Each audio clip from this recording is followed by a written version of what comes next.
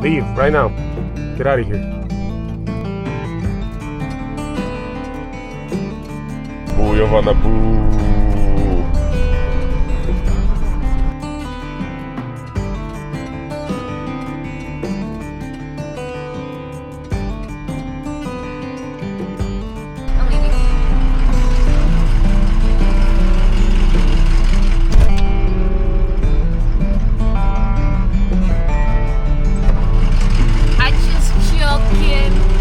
I'll be back. Boo, Yovana, boo.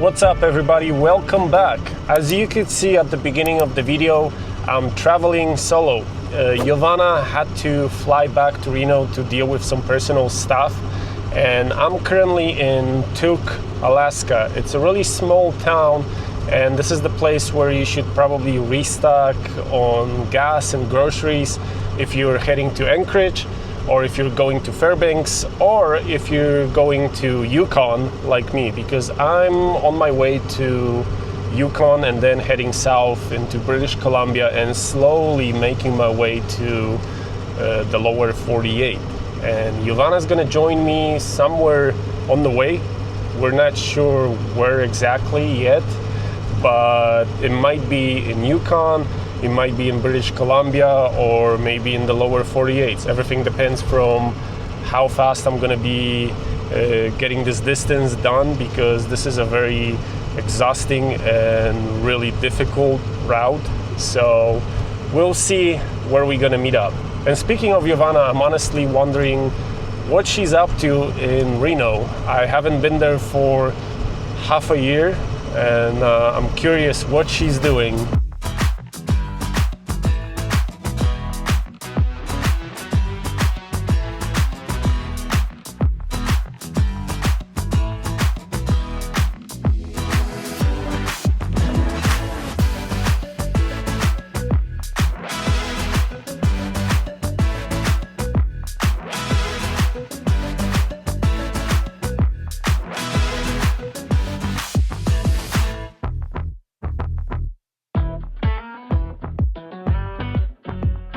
I just left Tuk, Alaska, and I have about an hour and a half to get to the Canadian border between Alaska and Yukon.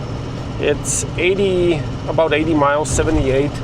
And honestly, I can tell you that it's gonna take me longer than an hour and a half. It's probably gonna be closer to 2 hours, because there's a lot of construction on that part of the road. And the parts that are not under construction are in terrible shape. So just be ready if you're driving the Alaskan highway to have a little bit more time before you get to a specific campsite, because it's gonna take you a little bit longer than normally. Right now, outside of Tuk, the road conditions are immaculate. They're just amazing, but I drove it the other way, and I know that it goes really quick from amazing to terrible. I'm gonna stop about a half an hour before getting to the border, because I have some raw ground beef in Ziploc bags. And if you're traveling to Alaska or from Alaska to Canada, remember, you cannot have any meat outside of the original packaging. So if you bought it in the store and you separate it in Ziploc bags, how I did, so you're not going to be able to get that through the border. They might check you, they might not, you never know. Just be ready for a situation that they're going to try to look into your freezer or your fridge, and they're just going to make you throw it away. Bunch of campers heading into Alaska kind of late in the summer. Maybe they're going for the fall colors, I don't know. I'm kind of glad I'm leaving. Alaska is a difficult destination. I admire people that live here full time, but honestly, I'm not used to those 24-hour days, those, you know, sunsets at 1 or 2 a.m. at night. It gets exhausting. So I'm kind of glad I'm starting to head south, and I'm gonna get to experience some really nice warm temperatures and some nighttime. Because me personally, I can't sleep when it's bright outside. I can't sleep during the day. Anytime I worked in a company that I was forced to do night shift, I would just quit because I wasn't able. I would come back from work and I would just stay up. And through those days that I was working, I would get the minimum of sleep, like 2-3 hours a day. And I would just, you know, gradually start feeling worse and worse and worse every day. So the past 2 months in Alaska, they've been really difficult for me, between driving long hours, editing, filming, and trying to experience Alaska, you know, go on hikes and look at the beautiful scenery and fight with the mosquitoes. It's just been difficult because I was not getting enough sleep. So I'm kind of excited to start heading south.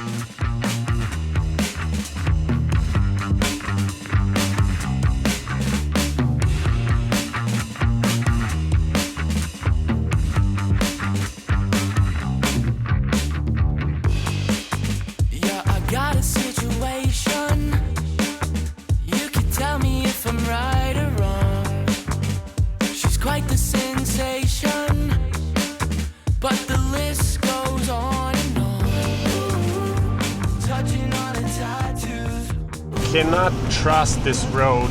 Sometimes you have really nice pavement like this and you start going like 45, 55 to 60 miles an hour, and all of a sudden it goes to terrible. You start having those really big dips, cracks, and potholes in one spot. Like right here, you got a pretty big dip. You can't see it on the camera because this stabilization is pretty good, but you gotta watch out. You have to have your eyes on the road all the time, and anytime you see the pavement in a different color, be sure that there's something wrong with it, that it's not even. There's probably a washboard, some potholes. It's just crazy. Last time I was driving through this bridge, I was not aware how big this crack is. You gotta be super careful. So right here on the left side, that's the US border checkpoint. If you're coming into Alaska, that's where you're gonna have to stop. The Canadian one, I think it's about a mile and a half, or even less. I might be wrong, but it's coming up soon. So this is the Canadian Customs. It's late, it's 9:13, a different time zone. I lost an hour, so let's hope this is gonna go smooth and without any issues. Officially, I'm in Canada, back in Yukon.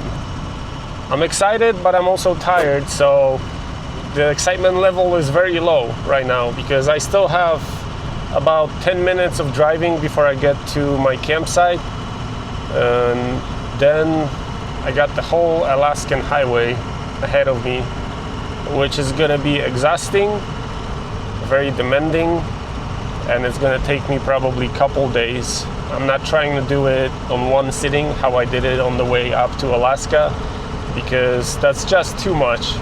The road is in a terrible condition, and I'm not trying to push it. I'm trying to enjoy this drive, you know?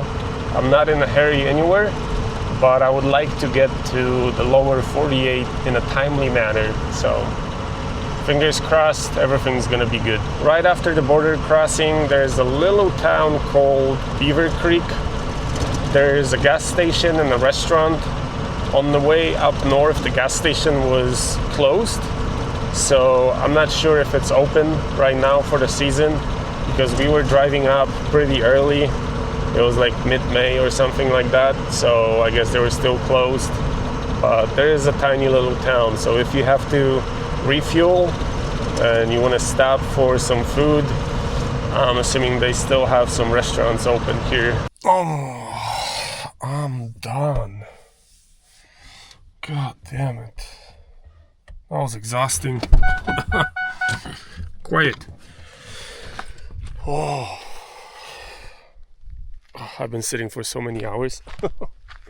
My legs hurt, everything hurts. I found a campsite for tonight. It's nothing special, honestly. It's just a pull out on a dirt road. So I'm gonna spend the night here tonight and rest, wake up whenever tomorrow and continue driving, because there's few spots that I want to stop in Yukon which are really beautiful, and I was planning on getting to one of them today, but I'm just exhausted. I can't drive anymore. And I just noticed that there's one thing I'm gonna have to fix on the camper. I heard a weird noise, but I wasn't sure where was it coming from. So I just noticed that the air intake for the diesel heater fell off. It was attached over there in the back of that cabinet. So I'm gonna have to reattach it. And I'm gonna go underneath the vehicle and double check if there's anything else that I need to address. But right now, I'm just gonna go to sleep, so I'll see you guys tomorrow in the morning.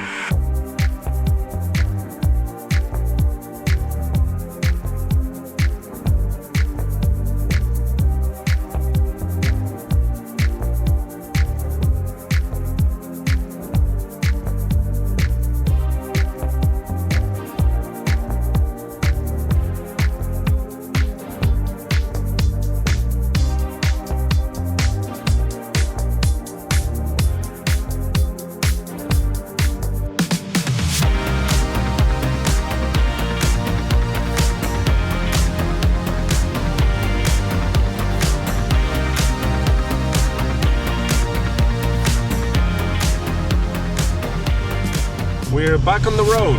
I got 4.5 hours left to Whitehorse, and this is gonna take me probably way longer, probably somewhere around 6, maybe 7.5 hours, because the road conditions are terrible. The road is damaged, so you just have to watch out and go slow. And also, I'm exhausted after yesterday, so if I'm gonna find a really nice campsite, I'm just gonna stop over there and probably stay for another night before I get to Whitehorse. This is a beautiful area. The road is terrible, so just take your time, take it easy, enjoy the scenery, stop in some places. Last time when we were driving this, it was raining, so all of this was wet. It wasn't that dusty, and this is kind of reminding me the Delton Highway. That road was so dusty, it was so bad on the way north. It was just terrible. So this kind of reminds me of those road conditions over there.